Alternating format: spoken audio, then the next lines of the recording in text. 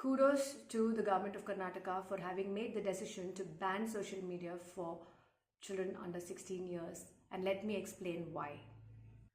Whenever I address parents in schools, there are always one or two parents in the group who will ask me this question. That's something that's repeated over the last many years, which is, ma'am, if we don't give it now and they suddenly get it after 16 or 17, won't they, get totally distracted by it and tempted in it and dive deep into it and addicted to it?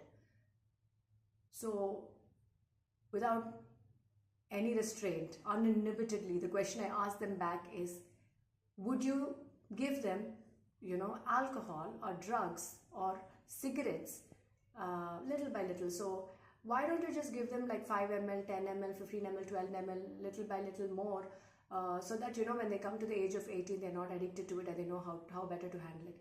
But they'll be like, how can you even compare the two, right? But I really don't see what the difference is. It's actually, this is way worse than the other, because cigarettes would get over. You have to go buy a pack of cigarettes and you need money for it, and nobody's going to give it to a minor. Alcohol would get over too, and the same thing applies to drugs and all of these things. Sourcing it is an issue, money is needed, there is a ban and the age ban on it. But unlike any of these things, we have a complete big bar open in our houses. We have iPads, tabs, TVs, smart TVs, phones, and many of them, right, which the child is free to go and use. If mom doesn't give, dad will give. Dad doesn't give, grandmom will give. If grandmom doesn't give, the servant would give, right? So it is like literally like keeping an entire bar and a drugstore open for kids, free to use 24/7, 365 days a year, and it's not even expensive. So when you say, why not give it little by little, why not give the other things also little by little? Why do we have an age for polling, for voting? Why do we have an age for driving? Why do we have an age for alcohol consumption and cigarettes? And why does this not apply to this? That is the real question. And for people who work with children day in and day out, who are mental health workers, practitioners, psychiatrists, pediatricians, teachers, talk to them and they will tell you why this needs to be banned for children under 16 years. I've been receiving so many forwards. My algorithm has also been feeding me a lot of posts, basically because this has been my area of work for the last 12 years. And I come from a point of view of doing groundwork with children, with hundreds of children every week for the last 12 years. And having addressed the topic of the impact of screens on the developing brain to over 30,000 children, and my talk called The Silent Hijack has now organically grown into a Screen Safe School project and a Screen Smart movement, a part of which is I invite the children without any force and ask them if they want to sign a Screen Safe pledge. And guess what? Every time I spoke to adolescents about it, they exceeded my expectations.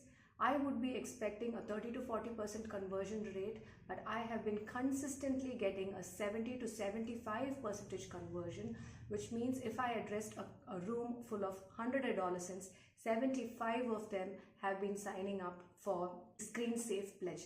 And guess what? I'm going to just tell you one or two things from the Screen Safe Pledge, which is no smartphone up to the age of 16 and no social media up to the age of 18. So it's not even 16 but 18. And all these adolescents on their own accord have come forward and signed this after having heard the talk. If you are somebody who's been talking to adolescents about this, then you would know how distressed they are and how frustrated they are about the lack of control that they are having over their own selves and their minds, and how aware they are about how negatively this has been impacting them and how they feel like there's no escape. So while people are talking about things like, how can you ban it? Bans never worked. And that if you ban it, then what happens after they're 17 and all that. But bans have worked. In the case of alcohol, in the case of smoking, in the case of drugs, in the case of so many things where we're waiting for them to be 18. We cannot compare this to adults at all. Adolescents and children are not miniature adults, and their brains work completely differently. What is different is around adolescence is when your frontal cortex or the cerebral frontal cortex, which is the logical part of the brain, which is responsible for taking decisions based on logic, and information takes a back seat, and then you're more into your limbic system or the amygdala, which is the impulsive brain. So adolescents are high on impulse and low on logic, which is a known fact. And just about this time, when the adolescents have the least amount of self-control, we are suggesting that it is okay to give them something that requires the most amount of self-control, and we're telling that they will get used to it, it doesn't make any sense. Especially so because whenever I speak about or I compare technology or social media or gaming to drugs and alcohol, people get offended, right? They get immediately offended. But the fact of the matter is, this also depends on dopamine, this also depends on addiction, and the difference being the companies that have the most amount of money are putting all their money and effort and time into making this as addictive as possible. And then we are trying to firefight this with an adolescent brain. Really, do we really want to do that? And another thing is that when I spoke to, forget about, there are a lot of studies also, like the Sapiens studies, that have shown that the earlier children got social media, the higher the rates of mental health disorders, and the later the phones or the social media was given to the children, the lower the mental health disorders in those children, mental health issues in those children. So this is, of course, there are many studies to corroborate this, but I speak from my own experience as well. After having spoken to thousands of teenagers, those that got social media later have always told me, thank God I didn't get it when I was 14 or 13. I would have been so embarrassed of the stuff that I would have posted if at all, I had social media then. Thank God.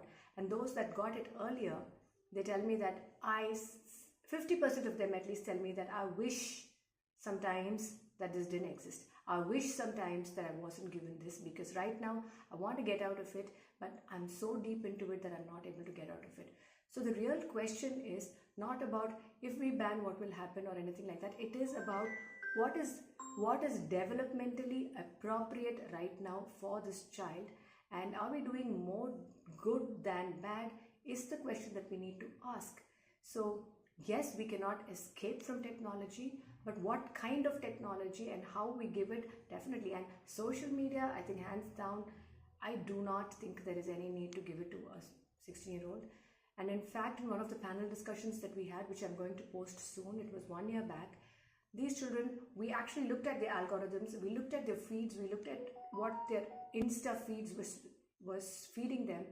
And when I asked the boys, they told me, Akka, it shows you exactly stuff that we will be tempted to see.